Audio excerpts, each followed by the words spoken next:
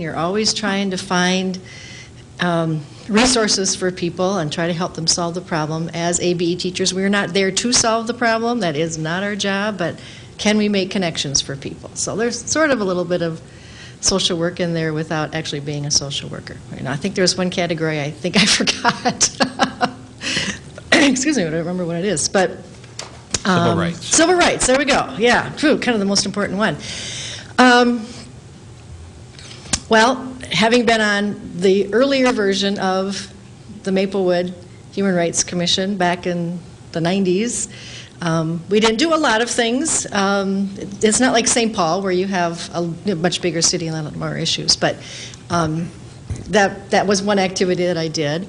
And when I worked for state government, we did various training things with diversity and multiculturalism. But in terms of what do I want to say, responding to complaints and things like that, haven't had that experience. But it's not that I'm not unfamiliar with how a process could work in a very broad sense. I think that's all. Is that all the categories? Did I name them all here? Okay. Thank you. Question number 2 is, what training or life experience do you have that would be beneficial if you are appointed to serve on the Human Rights Commission? Maybe just a couple examples. Well, back to my teaching with adult education. The students we have come from multiple parts of the world, dealing with all the barriers of coming into the U.S., not having the language, often no education, but also working in the school districts, because adult basic ed runs through the school districts, and with the state, and addressing issues of diversity in the workplace. And again, having been on this commission several years ago, trying to get the word out, get people thinking about the issues related to a diverse community. I do remember there was an issue of a group wanting to, I think the old library, the really old library, and people a Muslim group wanted to establish themselves, and they were really well prepared, I guess. I didn't come to the meeting where they presented their thing to the board, but there are people who didn't want them there. But as a commission, we just said, no, this is Maplewood. We are going to do it. The boundaries are open here. So those would be some examples of things I've done. Thank you. Dr. What do you think would be the major challenges in reestablishing the Human Rights Commission in Maplewood? Well, there's still a lot of people in all cities, whether it's a medium-sized city like Maplewood, or it's St. Paul, or it's New York City, who just don't want to admit that there are people from other parts of the world who want to live here, and that we want them to live here. So there can be resistance to why would you do anything special, not thinking that they themselves might have a reason to come to the Human Rights Commission for something. And people think, well, if I'm the majority group, then I don't get this special thing. Well, that's not true. You might be in any category and need to have reason to come to a group like a Human Rights Commission. It could be, I don't even give it a good example here. It could be, I think when I was on the commission before, there was a woman who complained about something being served at a deli that used the term dago, which is a legitimate word in Italian for a meat patty, but it became a derogatory term. And so how did the commission respond? And I was saying, well, everybody from Mexico doesn't stop eating tacos because people call them tacos, as a derogatory term. But we had to respond to it. We had to, ask this owner to change his word. Now, somebody who is of Italian heritage, they aren't a minority, but they still had a complaint, and we wanted to respond to it. So I think that's what we have to think. Everybody can benefit from this. It's not just for darker-skinned people or people of non-Christian backgrounds or people with disabilities. It is for everybody. And if we don't get that word out, people will feel that it's just for them and it's not for all of us. Thank you. Okay. Okay. As a commissioner, you could be involved in facilitating issues that may arise between individuals and or businesses in the community regarding housing, employment, public accommodations, and or services. What experience and skills qualify you to perform this task? Well, I guess that one, probably, if you say, what's your weakest link here, that might be the weakest link, because I don't have a background in actually working in those areas and being an advocate for that. It's more an offshoot of what I've done in education or as a state employee and trying to get the word out to people. But certainly I've know that there's a Minnesota Department of Human Rights. I know that they're there as a resource. I know that all those categories are covered under the Minnesota human rights law, and can always find resources. As a teacher, I have to look things up. I have to teach myself some of these things. And, I would guess that as a board and a commission, I don't know, I'm making a big guess here. A bigger city like St. Paul may have some actual, their Human Rights Commission may have some, some authority to do something. I don't know if this commission is going to have that. So there's not a lot of you're going to do this now. We just have to find people who can guide us in the right direction and say, all right, this is what this individual or this business should understand, and us relaying that information to them. If there is a legal matter, we come back to you guys and say, okay, there's a bigger legal issue here. We're not people to take it on unless somebody happens to be a lawyer who specializes in human rights, civil law kind of thing like that. Thank you very much. Hi. I know these questions all seem like they're the same, but expand a little bit here and be a little more creative. It's also about your background, but Okay. knowing your own life experience and your background, if you had the opportunity to set one goal or one major program for the Human Rights Commission, what would it be? So you base it on your life experience and your understanding of the mission of this commission. Well, currently, my employer is Vietnamese Social Services. Obviously, we serve Vietnamese community. We also serve the Karen community and Somali communities, and occasionally some others. In the English program, those are the three groups. As an employee there, if you take away the teachers, because they all happen to sort of look like me, kind of white, middle-aged, middle-class women, middle-aged, well, I don't know, some of them aren't quite middle-aged yet. But anyway, I am a minority in the larger group. So there's an experience. It's coming into a nonprofit organization, which I'd never worked in before, but there's still this, it was established by a group of Vietnamese people, although there are Karen and Somali employees also.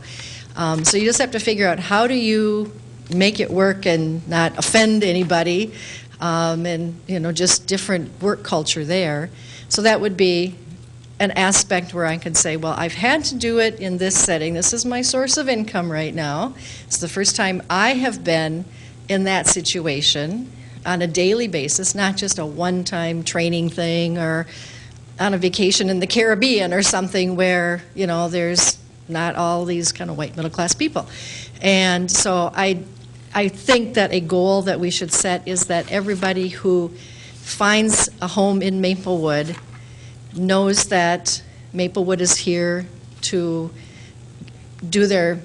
help them do their best, whether it is a place to go with complaints about housing or education or any kind of civil rights issues, that there is a group that will respond to them, and that it's not just our group, that they know that there's a city council, they know that there's the city services that are there for them to come and get some help and get a response. And if we can't get that message out, we're not doing our job. Thank you. Okay, I think that's 5 questions. Sorry. All right. So that is the set questions. Okay. Anybody come up with any kind of follow-ups that they felt they wanted to deal with? Do you have any questions for us? No, because there's always the famous question, do you have questions for us? I can't think of anything.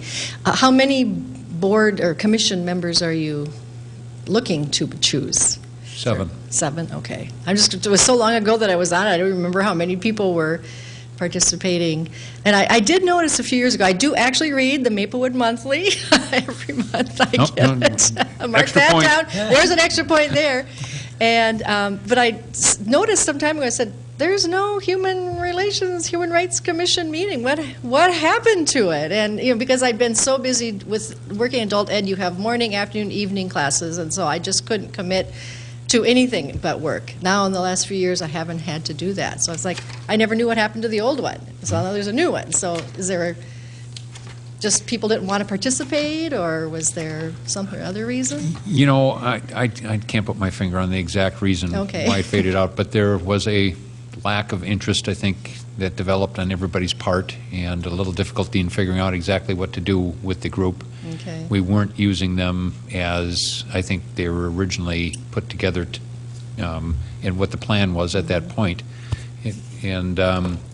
And so it faded away, and there was lack of interest. It was difficult to get new people to apply, and eventually they only had 3 people coming. They couldn't get a quorum. No. Wow, And so okay. we figured, let's let it rest for a little bit, and then we'll rethink it. And so we now have, courtesy of Mr. Lannis and the rest of the council, a re-energized approach. Right. And so we hope All that right. we'll have lots of input from this commission. How many applied this time? There are a dozen, Oh, okay. and I would That's say pretty 95% of them are really good. All right. And so we have some good candidates. All right. Well, I'm glad to hear that there's people re-energized into doing it again. As I was driving up here, I was thinking some of my students and at least one of my coworkers lives in that section of Maplewood that's actually in the Roseville School District. And so I thought, if nothing else, I'd like to be able to go and say, I'm on the Maplewood Human Rights Commission. So if there's something that you need, there's somebody you work with every day who can do something about that. And there are members of the Karen community, which is the ethnic group out of Burma. And there's a fairly large number of people that live in some apartments in that corner.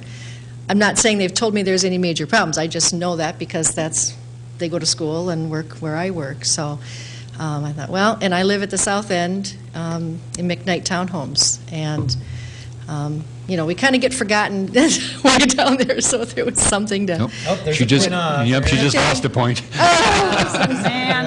I know that it's not forgotten. It's just some people go, you live where? Where is that? Maybe what? And I go, oh, okay. Think where 3M is and go south. So it would be nice to get something going that I could say, I live down there and this is what I do.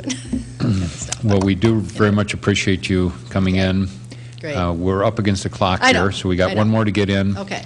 And so thank you, and you will hear from the staff member as to the outcome. Great. Thank you. Yeah.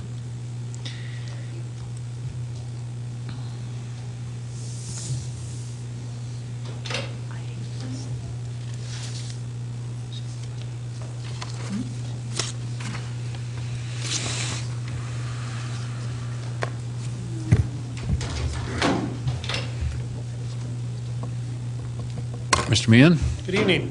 how are you this evening? Very well, thank you. Good, thank you. Want to make sure that we express our appreciation for you applying and taking some time to come in for this interview. I did also note on your application that you have some interest that is spread across some different areas. You had checked off housing redevelopment, the Human Rights, and the Police Civil Service Commission. And so those are all areas, I presume, that you have interest. Correct. Okay. And so in our interview process that we have 5 questions that we are asking each and every candidate. And Mr. Nephew, because he has a close relative who's actually one of the applicants, has decided it would be better for him not to participate in this process. And so Mr. Antonin will be asking a question so that we have our 5 questions, but only the 4 council members are the ones actually casting ballots for the different applicants. And so we have a meeting coming up at 7 o'clock. We're going to dive in, and we'll try to answer any questions you have at the end. All right? Correct, yes. So, Mr. Antonin. Thank you, Mayor. Please explain any background and/or experience that you may have had in any of the following areas: public housing,